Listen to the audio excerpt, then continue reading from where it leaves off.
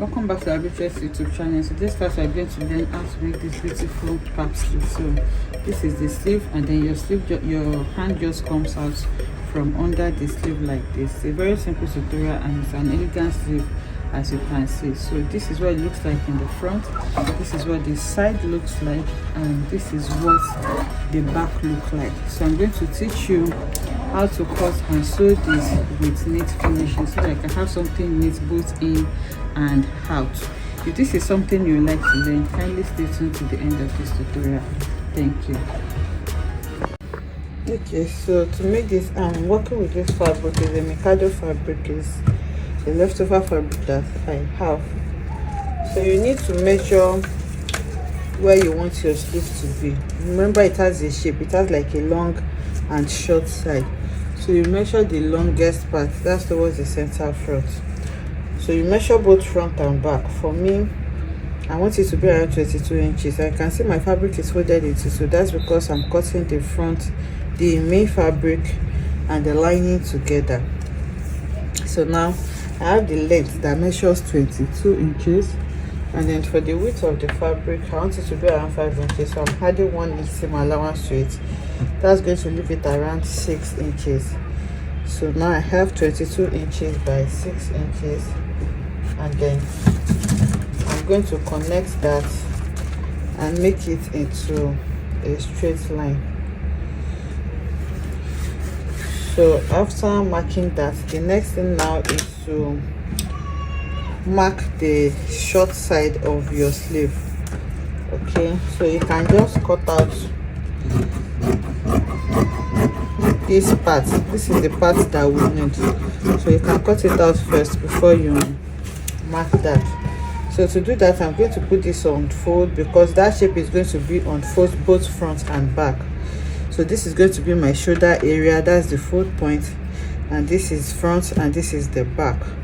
So now, depending on how slanted you want it to be, I'm going to mark around 3 to 4 inches upwards for that. So let me just do 3.5 inches, and then I'm going to take my ruler and then connect like that. So after connecting it, I grab my scissors again and then shape it out.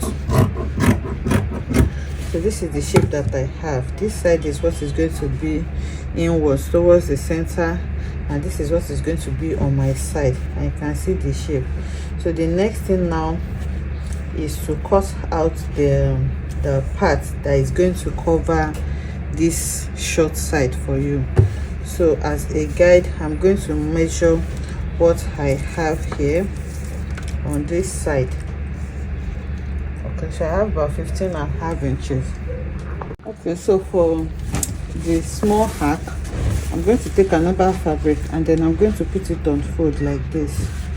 So remember, I said you should measure what you have there. So here I had 15.5 inches thereabout. So on fold like this, that's going to be, you're measuring the shorter side. So on fold, that's going to be around 7.5 inches. So that's going to guide me in creating the hack. So I'll put it on fold like this, and then because it's going to be a hack, it's going to be longer, so I'll reduce that measurement by 1 inch. So the 7.5, I'm going to reduce this by 1 inch, and then I'm going to have 6.5. You can also make it longer, then you just trim off the excess. So that's going to be this part. So the width of the hack, I want it to be around 3 inches wide, 3 inches to 3.5 inches. That's fine for me. So I'm going to measure that as well. So after that, you just take your, see, this is the folded point. You have to be mindful of that point. That's the folded point. So the hack is going to come from the folded point to the width that we created. So I'm using my curved ruler to create that. So I'm just placing it like this, and then I'm just creating like a hack. So after creating that, now you're going to take your scissors and then cut it out. So I'm going to cut another one of these for the lining. So this is what I have. So I'll just place this on it and then cut out another one for my lining.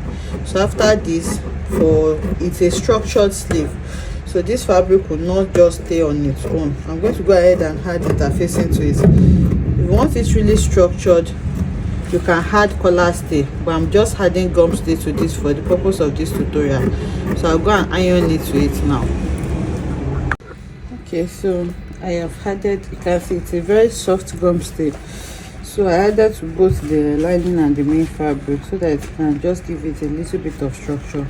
So we're making something stronger, you can just add to the lining. So now I'm going to take it to the sewing machine and then sew this to cover up this part of the shorter part.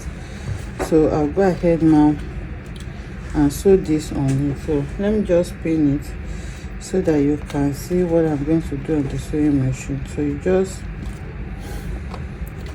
sew it round.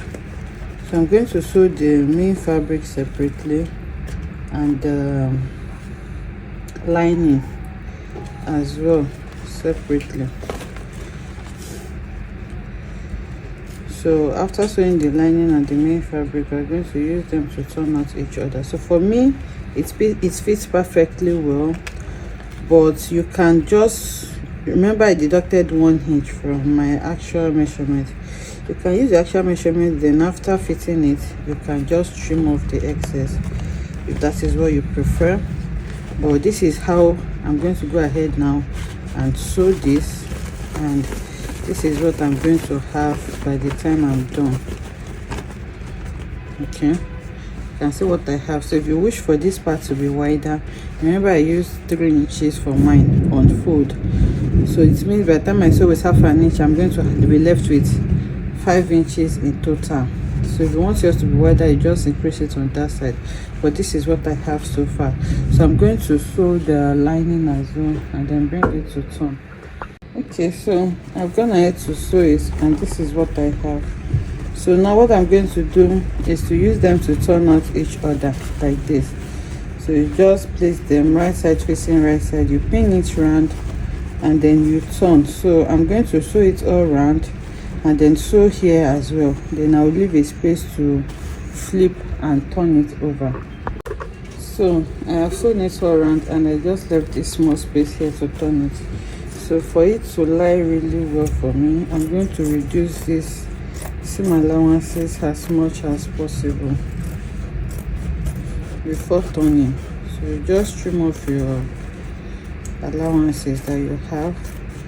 The allowance that I used in sewing the hack area as well, I'm going to reduce it. So this is just so that you don't have it too bulky around that area. So you do that to the 2 sides, you do that on the hem as well, and then after this you can go ahead and turn it. Be careful when you are trimming so that you don't cut off your actual sleeve. So after turning it, you will need to take it back to your sewing machine. This is going to be very easy for me to turn because, like I said, the interfacing that I used is very soft, it's not so strong. But if you are using something stronger, you may need to leave a bigger space, or you can just leave the hem opened so that you will flip it easily and then top stitch on the hem. I hope you understand that. The reason why mine is going to be a little easier is because I'm using just a gum stay and it is not so stiff. Okay, I hope you understand that it's not so stiff. I can still easily control it. So that's why I left that small space to turn it.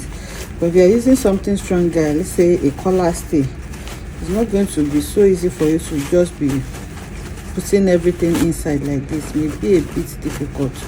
So you may need to leave the hem open and then you top stitch on the hem when you are done. So you make sure you bring out all the important angles. Make sure you bring everything out, and then we'll go ahead and sew it. And then the small space that I left, I'll go ahead and fold it in. You can top stitch on it, or you use your hemming gum to close it up. That's if you don't want to top stitch.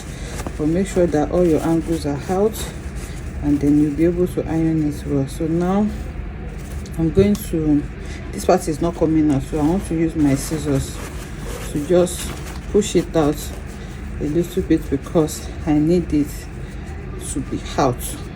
Okay, you can see. So now it's out.